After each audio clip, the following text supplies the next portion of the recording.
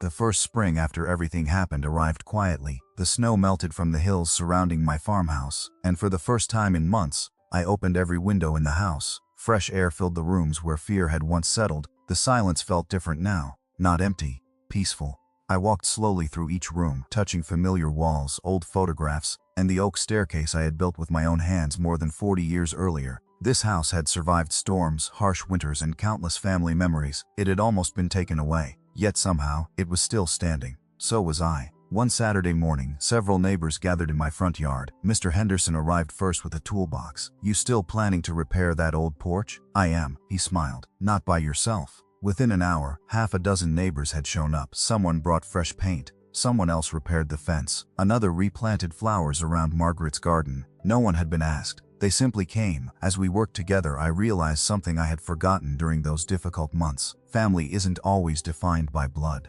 Sometimes it's the people who choose to stand beside you when everything falls apart. A few weeks later, there was another knock at my front door. When I opened it, Ryan was standing on the porch. He looked different, thinner, older. Not because of age, because of regret. He held a small cardboard box in both hands. "I won't stay long," he said quietly. I nodded but didn't invite him inside. He understood. "I found these while cleaning my apartment." He handed me the box. Inside were old family photographs, Margaret's wedding necklace, my father's pocket watch, and one faded picture of Ryan sitting on my shoulders during a 4th of July parade when he was 5 years old. I should have returned them sooner. I gently picked up the photograph. "You remember this day?" Ryan smiled sadly. "You bought me my first baseball glove afterward. You saved for months to afford it." I nodded. "I remember." There was a long silence. Finally, Ryan spoke. "I'm trying to rebuild my life. I know I don't deserve another chance. I just wanted you to know." He struggled to finish the sentence. "I'm sorry." Not the quick apology of someone hoping to escape consequences. Not the excuse-filled apology I'd heard before. Just two simple words. "I'm sorry." I looked into my son's eyes. The anger I had carried for months was still there, but beneath it I saw something else. A frightened little boy who had made choices no father ever wants to see. "I can't pretend nothing happened," I said. "I know, and trust isn't rebuilt with words." "I know. It takes time." Ryan nodded. "I'll wait." He turned and walked back toward his truck. Before opening the driver's door, he looked back one last time. I raised my hand. Not a wave, not forgiveness, just an acknowledgement that perhaps, one day, the door between us might open again. That evening I carried Margaret's rocking chair onto the front porch. The sunset painted the Vermont sky in shades of gold and orange, the same colors Margaret used to call God's watercolor box. I placed Ryan's letter inside the old wooden drawer beside my chair, not because the past had disappeared, but because I no longer wanted it to control my future. I looked across the yard toward the oak tree we had planted together decades ago. Its roots had grown deep enough to survive every storm. Homes are built from wood and stone. Families are built from love and trust. When trust is broken, rebuilding it takes far longer than building any house. But as long as honesty remains possible, hope does too. If this story reminded you that the people we love deserve honesty more than convenience, I'd love to hear your thoughts in the comments. Have you ever had to rebuild trust with someone close to you? Thank you for spending this time with me. Until next time, take care of yourself, and never underestimate the value of a place that truly feels like home. Ryan's whispered admission echoed through the conference room long after he stopped speaking. I was going to put everything back. No one responded. There was nothing anyone could say that would erase what had already happened. One of the detectives stepped beside Ryan. "Mr. Brooks," he said calmly, "at this point, we'd like you to come with us to answer a few questions." Ryan looked at me. "Dad." It was the first time all morning he had called me that without sounding confident. There was fear in his voice now. Real fear. "I never wanted to hurt you." I looked at him for several seconds before answering. "You didn't just hurt me. You tried to erase 43 years of my life." His eyes dropped to the floor. "I was desperate. I lost everything, I thought." He couldn't finish the sentence. Sarah quietly closed the binder. "Being desperate explains a decision. It doesn't excuse a crime." Ryan slowly nodded. For the first time since this nightmare began, he'd stopped making excuses. Emily remained seated at the far end of the table, tears running down her face. "I'm so sorry," she whispered. "I had no idea." I walked over and sat beside her. "You don't owe me an apology. I should have asked more questions. You trusted the people handling the sale." "So did I." She gave a sad smile. "I already packed my apartment. I was supposed to move into your house next week." I sighed. "I know." Sarah joined us. "We'll make sure the title company returns every dollar you've paid." Emily nodded. "But that doesn't replace the time." "No," Sarah admitted. "It doesn't." Later that afternoon, the detectives asked me to review the evidence one final time, every forged document, Every email Ryan had sent pretending to speak for me, every copied signature, every false statement claiming I suffered from memory problems. Seeing everything together was almost harder than discovering the fraud itself. This hadn't been one terrible decision. It had been dozens, each one requiring another lie, another deception, another betrayal. 3 weeks later, the county court officially declared every sale document invalid. The forged signatures were ruled legally worthless. The property title never changed hands. The house remained mine. Emily received a full refund along with compensation from the insurance policies carried by the real estate professionals involved. She eventually found another home. Before she moved, she stopped by my farmhouse. I wanted to say goodbye properly. I invited her onto the porch. We drank coffee in the rocking chairs Margaret had loved. "You know," Emily said, smiling softly, "I'm glad I met you. I wish it had happened under different circumstances." "So do I," she laughed quietly. "But I think your wife would have liked this porch." I smiled toward the garden. She loved sharing coffee with strangers. They never stayed strangers for long. As for Ryan, the legal process continued for months. He accepted responsibility for forging documents and cooperating with investigators. The judge considered several factors, including his lack of previous criminal history and his willingness to repay financial damages. His punishment was serious, but what hurt him most wasn't the court's decision. It was losing the trust of the only family he had left. One afternoon several months later, I received a handwritten letter. It wasn't asking for money. It wasn't asking for forgiveness. It simply said, "Dad, every day I remember the look on your face when you realized what I'd done. I don't expect you to forgive me. I only hope that one day I become someone Mom wouldn't be ashamed of." I folded the letter carefully and placed it inside Margaret's old recipe book, not because everything was forgiven, but because hatred had already taken enough from our family. Some wounds never disappear. They simply stop bleeding. The conference room fell into complete silence. No one reached for a document. No one spoke. Ryan remained frozen, one hand still resting on the unsigned paperwork. The two detectives quietly took positions near the door. They weren't aggressive. They didn't need to be. Their presence alone changed the atmosphere. Emily looked back and forth between Ryan and me, completely confused. "What's happening?" she asked softly. Sarah stepped forward. "I'm afraid this property transaction cannot continue." Ryan finally found his voice. "This is ridiculous. There must be some misunderstanding." Sarah opened the thick binder she had brought. "I don't believe there is." She removed the purchase agreement and placed it beside another document, then another and another. Every page contained my signature, or at least, something pretending to be my signature. Michael Turner adjusted the projector at the end of the room. The large screen lit up with two enlarged signatures, one genuine, one forged. "Ladies and gentlemen," he began calmly, "I've examined these documents using internationally accepted forensic handwriting standards." He pointed to the authentic signature. "This is Mr. Daniel Brooks's verified signature from previous legal records." Then he pointed to the forged version. "And this is the signature used on the property sale documents." Even without technical knowledge, the differences became obvious when magnified. The direction of the final stroke, the pressure of the pen, the hesitation marks, the unnatural pauses. Michael continued, "In my professional opinion,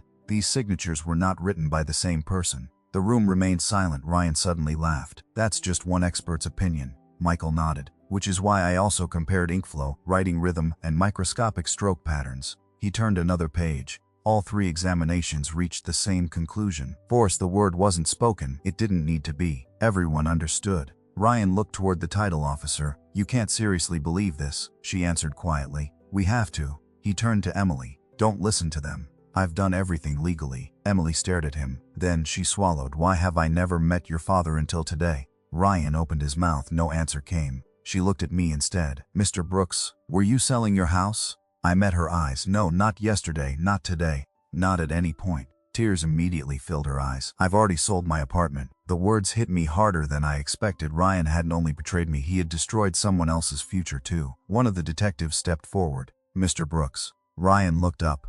"We need to ask you several questions regarding these documents." "I don't have to answer anything." "That's your right, but we do need to know how your father's signature appeared on multiple legal forms." Ryan's breathing became heavier. He glanced toward the exit, then toward the windows, then back at the paperwork. For the first time since this nightmare began, he looked afraid. Sarah quietly reached into the binder one last time. "I believe there's one more item everyone should see." She placed a transparent evidence sleeve on the table. Inside was a single sheet of paper, the missing page from my old power of attorney, the page that had disappeared from the lockbox in my attic. Ryan stared at it. His face lost what little color remained. Sarah spoke softly. "We recovered this during the investigation. It contains Mr. Brooks' original signature." She looked directly at Ryan. The same signature used as the model for every forged document. The detective turned toward him. "Can you explain why this page disappeared from your father's home?" Ryan didn't answer. His shoulders dropped. His hands began to shake. For several long seconds, no one moved. Then, barely above a whisper, Ryan spoke. I was going to put everything back." The room froze. It wasn't a full confession, but it was enough. Enough for Emily to close her eyes in disbelief. Enough for the title officer to stop the closing immediately. Enough for the detectives to begin their investigation. And enough for a father to realize that the son he had raised had chosen greed over family. I picked up the pen. Ryan stood across the kitchen table, trying to appear calm, but I noticed the way his fingers tapped against the back of a chair. He was nervous, not because he thought I might discover the truth, because he believed he was only one signature away from finishing everything. I adjusted my reading glasses once more. "You know," I said quietly, "your mother always told me never to sign anything I hadn't read twice." Ryan forced a laugh. "Mom was careful." "She certainly was." I slowly turned another page. Every second felt deliberate. Every pause made Ryan more uncomfortable. Finally, I looked up. "I'll sign it." Relief flashed across his face. I wrote my name carefully, but not where he expected. Instead of signing the legal acknowledgement, I signed only the visitor acknowledgement page attached to the front of the packet. A harmless page confirming I had received the documents. The actual consent form remained completely blank. Ryan barely glanced at it before gathering the papers. Perfect. He assumed he had what he needed. The next morning Sarah called. He took the bait. He didn't even check the pages. She smiled through the phone. "That's exactly what I hoped. So what's next?" "Tomorrow morning, the closing." I looked around the living room. The framed family photos, Margaret's rocking chair, the grandfather clock that hadn't missed an hour in 30 years. Tomorrow, everything would be decided. Friday arrived cold and gray. Ryan insisted on driving me to the title company's office. "You don't need to worry about anything," he said during the drive. "I've handled all the paperwork." "I know," he smiled proudly. "I just want today to go smoothly." "So do I." Neither of us spoke for the rest of the trip. The conference room looked exactly as I expected. A long polished table, stackers of documents, coffee cups, professional smiles. Emily Carter sat beside her real estate agent, looking both excited and nervous. When she noticed me, she immediately stood. "Mr. Brooks?" I shook her hand. "It's nice to finally meet you." She smiled warmly. "I've heard so much about your beautiful home." I returned the smile. "I'm sure you have." Ryan watched us carefully. He looked almost impatient. The title officer entered with a thick folder.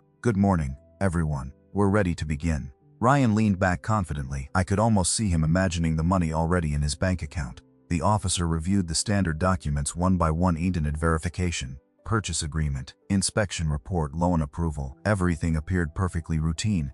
Then she reached the final section. "Before we complete today's closing," she said, "we need confirmation from the seller regarding the transfer of possession." Ryan immediately slid the document across the table. "Here it is." She examined it. Her eyebrows tightened. "This page isn't signed." Ryan blinked. "What? The authorization page?" "No." He grabbed the packet. His confident smile disappeared. He flipped through every page, again then again. The only signature belonged to the harmless acknowledgement page. The legal consent remained blank. He looked at me. "You."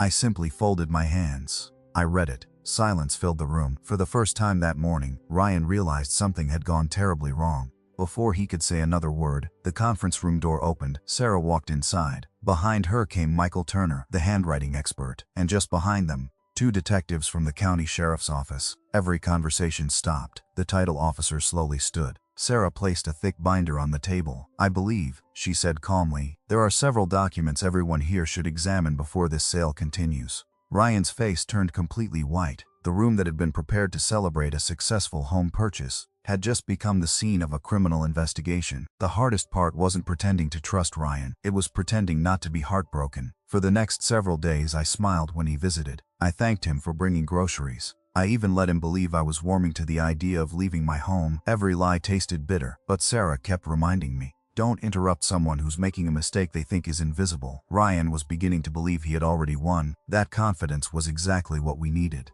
On Tuesday afternoon, he arrived carrying a stack of moving boxes. "I figured we'd get a head start," he said with a grin. I looked at the boxes. "So soon?" "The retirement community called. They have an apartment ready." I nodded slowly. "Maybe you're right." His eyebrows lifted. "Really?" "I've been thinking." I walked across the living room, running my hand over the old fireplace Margaret and I had built together. "This house is getting harder to maintain." Ryan's smile grew wider. "I knew you'd come around. I suppose it's time." He hugged me. For anyone watching, it would have looked like a loving son comforting his aging father. Only I knew his embrace felt strangely empty. Not once did he ask how I felt about leaving. Not once did he ask what the house meant to me. His excitement wasn't about my future, it was about the house. After he left, Sarah called. How did it go? He believes me. Good, almost too easily. She sighed. Greed often makes people careless. Then she shared something unexpected. The title company sent us copies of every communication Ryan had with them. Anything useful? Very. She forwarded several emails that evening. I opened them one by one. Ryan had written confidently,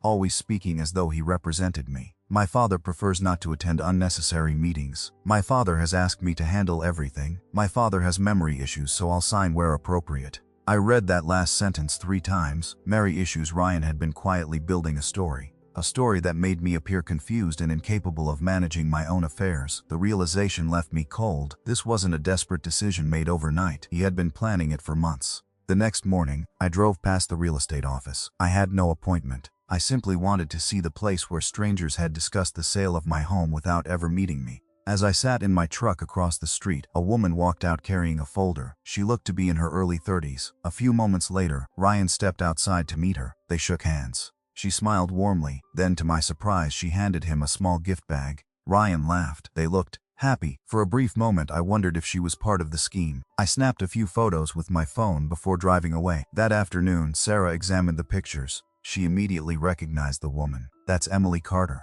The buyer? Sarah nodded. Elementary school teacher, first-time homebuyer. So she knows. I don't think so. Sarah opened another file. From everything we've learned, she believes she's buying the house legally. I stared at the photograph again. Emily looked excited, hopeful. She wasn't celebrating stealing someone's home. She thought she was starting a new chapter of her life, just like Margaret and I had done decades earlier. I felt angry, not at her, at Ryan. He hadn't only betrayed me, he had deceived an innocent family. 2 days before closing, Ryan stopped by once more. I've got great news. Oh, everything's approved. He placed a single document on the kitchen table. I just need one last signature. I glanced down. It was labeled as a routine moving authorization.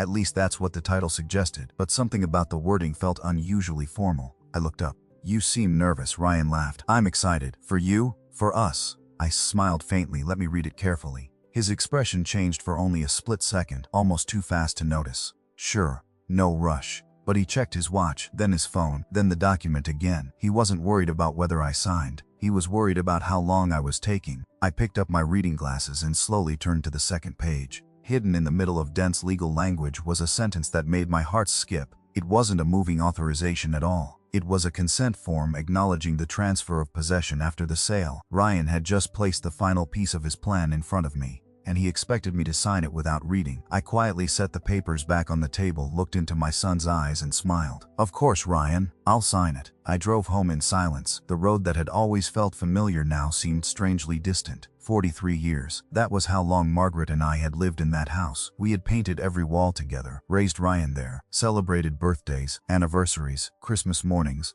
and countless ordinary evenings that somehow became the happiest memories of my life. And now, according to county records, someone else owned its future, someone carrying my name. The next morning, Sarah called before sunrise. I have news. Good or bad?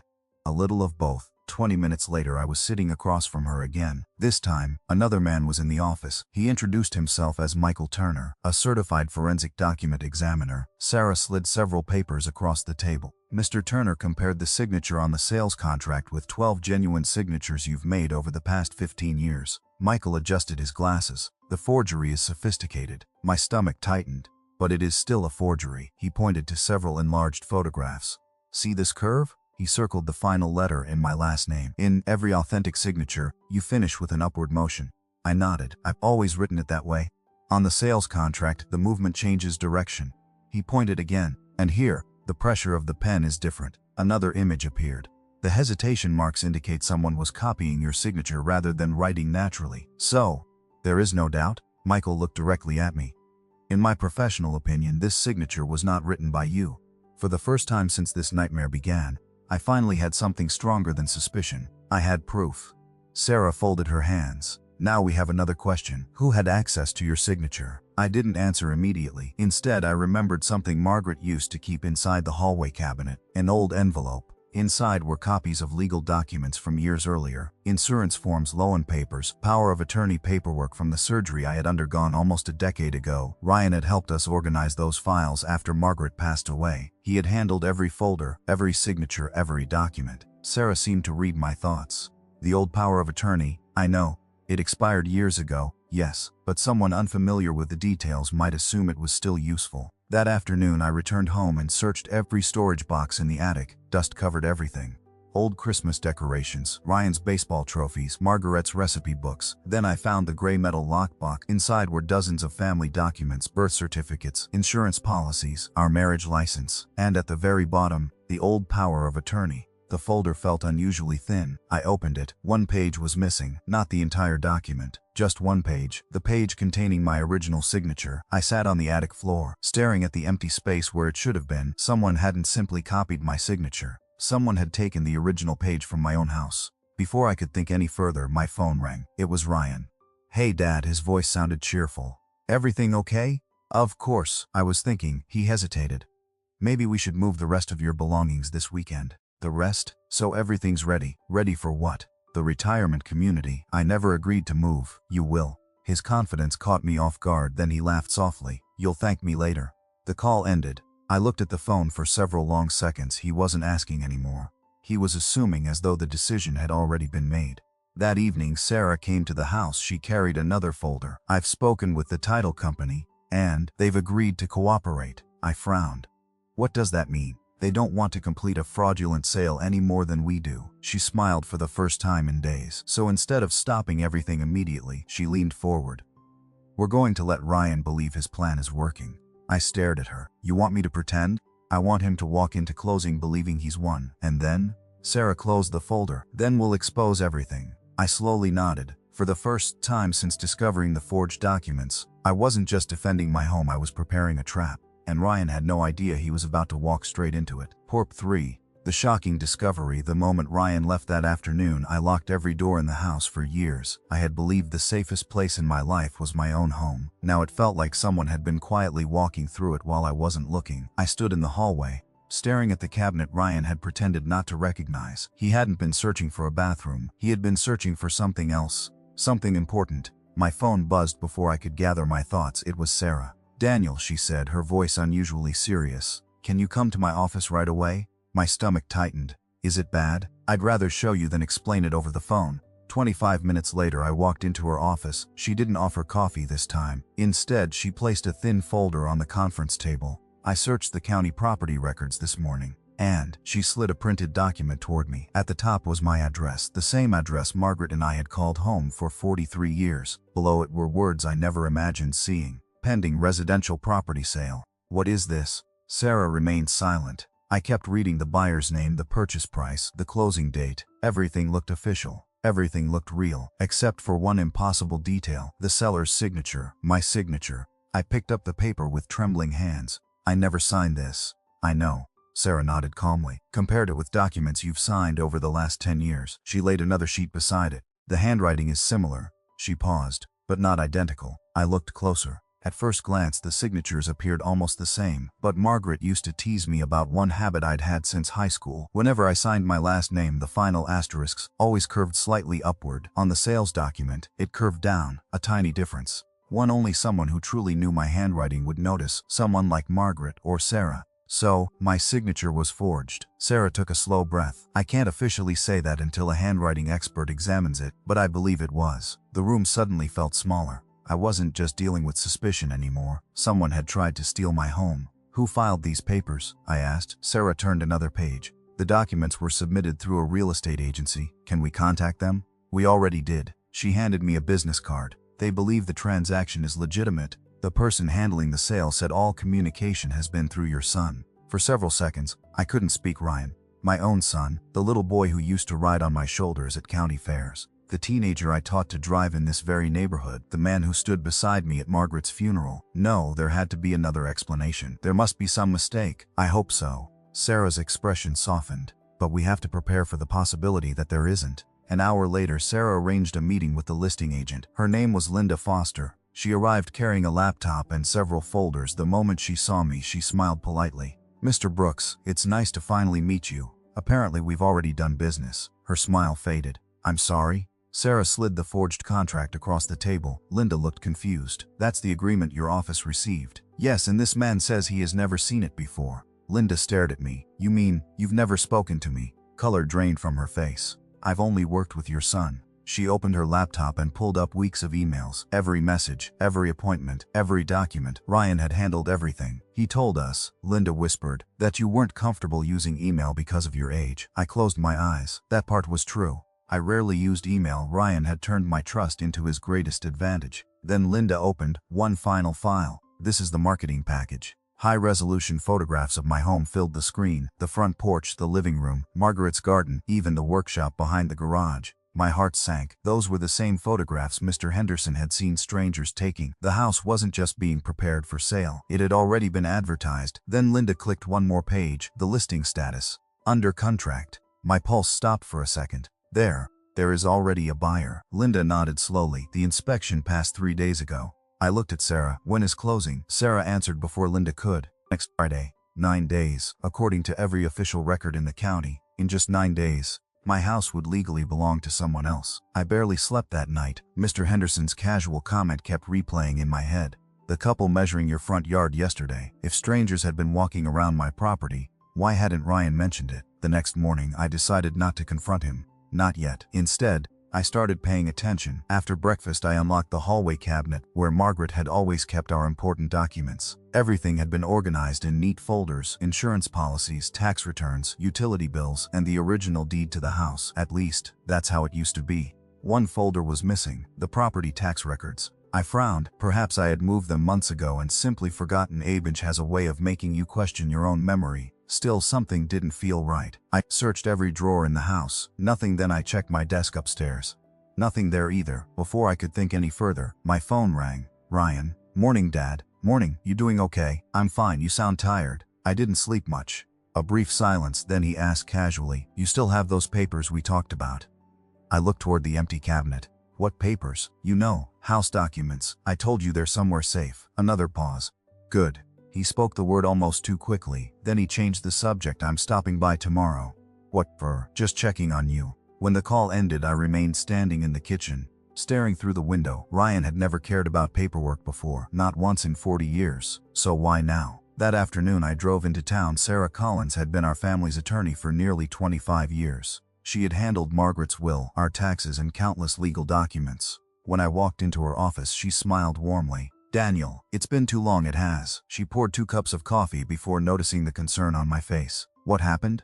"I have a strange question." "Go ahead." "If someone wanted to sell a house," she nodded, "what documents would they need?" She looked at me carefully. "That's an unusual question." "I know. In most situations, they'd need proof of ownership, identification, and signed legal paperwork. What if someone copied a signature?" Her expression changed immediately. "Daniel, has something happened?" "I'm not sure." Sarah leaned forward. "If you're asking that question, you already suspect someone." I didn't answer. Instead, I told her everything. Ryan's sudden interest, the missing folder, the strangers photographing the property, the retirement home brochure. When I finished, Sarah folded her hands together. "I don't want to alarm you, but I'd like to check whether any recent filings have been made involving your property. Can you do that?" She nodded. "It may take a day or 2.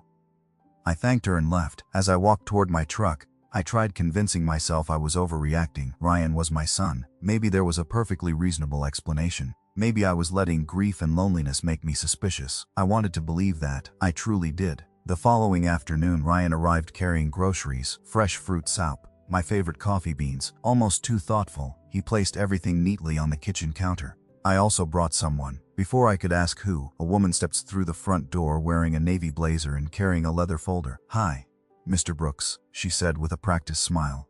"I'm Karen. I help families plan senior living transitions." I looked at Ryan. "You invited her?" He smiled. "I thought she'd answer your questions better than I could. I never agreed to this." Karen kept smiling. "We're only here to help." She began describing apartment layouts, healthcare services, transportation, and meal plans. I barely listened. Instead, I noticed Ryan quietly walking toward the hallway, toward the cabinet. My pulse quickened. Without saying a word, I excused myself and followed him. He froze the instant he saw me. "Oh, I was just looking for the bathroom." I stared at him. "You've been coming here since you were 5. His face went pale. For the first time, Ryan looked nervous, and in that moment, I realized something that chilled me far more than any missing paperwork ever could. My son wasn't trying to convince me to leave this house. He was trying to make sure I left it. The first thing my son said that morning should have sounded caring. Instead, it became the sentence that nearly cost me everything. "Dad, Ryan said as he stepped into my kitchen carrying a paper bag of fresh bagels. "You're getting too old to live here alone." At 68, I wasn't as quick as I had been 20 years earlier, but I still split my own firewood, mowed my lawn, and fixed anything that broke around the house. The old two-story farmhouse outside Burlington, Vermont, had been my home for more than 4 decades. Every floorboard carried a memory of my late wife, Margaret. Every tree in the yard had been planted by our own hands. Growing old didn't frighten me. Losing this house did. Ryan poured coffee into 2 mugs without asking. He had started visiting more often during the past 2 months. At first I appreciated it. After Margaret passed away 3 years earlier, the silence inside the house sometimes felt heavier than winter snow. But recently his kindness had become rehearsed. "Slipped on those porch steps last week," he reminded me. I caught myself. "You won't always be able to." I smiled. "I've been hearing that since I turned 60. He didn't smile back. Instead, he unfolded a glossy brochure across the kitchen table. Ask Maple Grove Senior Living Community. Large smiling faces, beautiful gardens, private apartments, restaurant, dining. It looked more like a luxury hotel than a nursing home. "I already scheduled a tour," Ryan said. My eyebrows lifted. "You what? This Saturday? You asked me first? I knew you'd say no." I leaned back in my chair. The confidence in his voice bothered me more than the brochure itself. "When your mother was alive," I said quietly, "we promised each other we'd stay in this house as long as we could." Ryan sighed. "Mom isn't here anymore." The words landed harder than he probably intended. For a few seconds neither of us spoke. Outside, a breeze pushed the wind chimes Margaret had bought during our anniversary trip to Maine. Their familiar sound drifted through the open window. Ryan finally broke the silence. "This place is too much for one person. I manage. For now." There it was again, for now. Everything about our conversation sounded less like concern and more like preparation. He changed the subject almost immediately. "By the way, where do you keep the property papers?" I looked at him. "The property papers, you know, insurance, deed, tax records. If something happened, someone should know where they are." I laughed softly. "Planning my funeral already?" He forced a chuckle. "Of course not." But he never answered the question. Instead, his eyes drifted toward the hallway cabinet where Margaret used to organize every important document in labeled folders. He noticed me watching. "So, where are they?" "I moved them. Where? Somewhere safe." That wasn't entirely true. I hadn't moved them. I simply wanted to see his reaction. His shoulders stiffened for barely a second before he smiled again. "Good. "That's smart." When he left an hour later, I stood on the porch watching his SUV disappear down the gravel driveway. Something felt wrong. Not dangerous, not yet, just wrong. That afternoon my neighbor, Mr. Henderson, waved from across the fence. "Morning visitor, my son." He nodded. "Nice young fellow." Then he paused. "Oh, I thought he'd come back later with those 2 people." "What 2 people?" "The couple measuring your front yard yesterday." I frowned. Yesterday, they were taking pictures of the house. My stomach tightened. Ryan had never mentioned anyone coming to my property. I looked back toward the farmhouse, the porch Margaret loved, the white fence we painted together, the old oak tree where we buried our golden retriever years ago. For the first time in 43 years, my own home no longer felt completely safe.